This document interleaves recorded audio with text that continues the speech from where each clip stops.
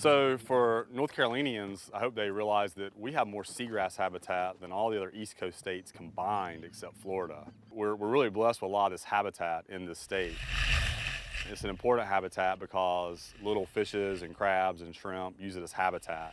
So it's really important for helping produce those species that we like to fish and harvest for food. It has other services. It helps keep the water clear, keep sediment stabilized. So it does a number of things that we value and really don't have to pay for. It just provides us what we call an ecosystem service. There are some places in this state where we've had a lot of research, good research, valuable research on what hurricanes do to our estuarine systems. We know a bit less about what the hurricanes might do to seagrass, but hurricanes can do at least two things. They have the obvious physical disturbance of all that energy in the system that can just rip out, displace grass, or through changes in water chemistry and light penetration through the water, which really affects the physiology of the plants. We have data from before and after Hurricane Florence, and we want to know, did Hurricane Florence, by coming in September, did that have any impact on how well the seagrass meadows can actually withstand any additional disturbances? So resilience is kind of broken down into two things. We want to know how quickly or how much seagrasses can actually withstand a disturbance, and then we want to know if something does come in, how quickly can they recover from that disturbance? Okay, so actually in this core, we have all three species. Whoa! This one is eelgrass, or Zostera marina. This one here is, well, actually we'll go to this one. This one is Haliduli, which is the shoal grass. This is the one that we see in the spring to summer, and then in late summer it dies off, and then this is what comes in to replace it. And then this is the widgeon grass, or Rupia. This one is more of a brackish species, and you see it up more in the estuaries. Eelgrass, shoal grass, widgeon grass. So we were able to make it out last year after the hurricane, and what you could observe just sort of with your eyeball was that along the edges of seagrass meadows, we certainly saw the carving of seagrass. So we'd find little cliffs with all the roots and rhizomes of the grass just kind of exposed. What we want to know this year is what about these longer term impacts. One of the ways that seagrass meadows recover is they actually germinate from a seed bank. So they're plants, they produce flowers, they have seeds, and so those seeds go into the sediment, and that's where they were when Hurricane Florence came in. And we wanted to know, do some meadows where we have more species diversity, did they do better at keeping that seed bank than areas that had less species diversity? And the idea being we want to see, if they have a stronger seed bank or a more dense seed bank and have seeds that can actually germinate, those meadows would be more resilient.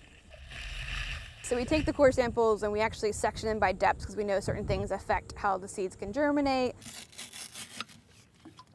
Some tricky ones.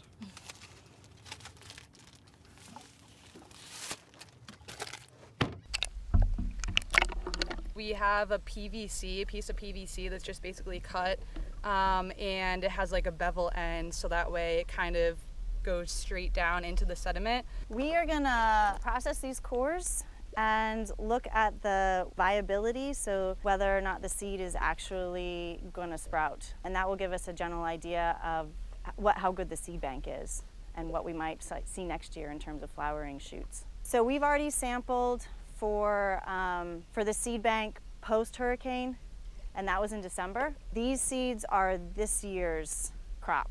The grass flowers about March, more like April. Those seeds have dropped, and now we're looking to see if the number of flowers that we saw will reflect the number of seeds that we get. Okay, that's a good one. Nice. So this is number 22. We're sectioning it, so then that way we can see the distribution of the seeds within the sediment. The top 0 to 2 centimeters is where you're going to find most of your seeds, and then it will decrease as you get deeper into the core. You find less seeds down here, but you still might find seeds that will shoot up.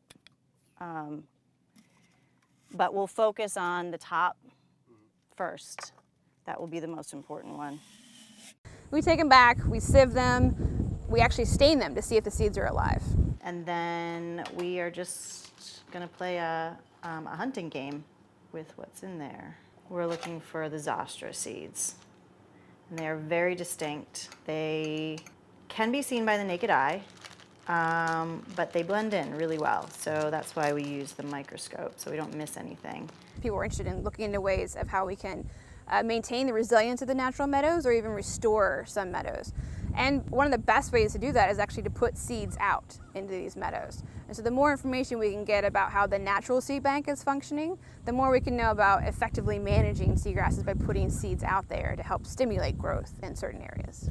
Certainly, if we're concerned about the potential for more hurricanes, wetter hurricanes, more intense hurricanes, understanding how these different species deal with that disturbance is going to be really important for projecting ahead and predicting how our system will respond to storms.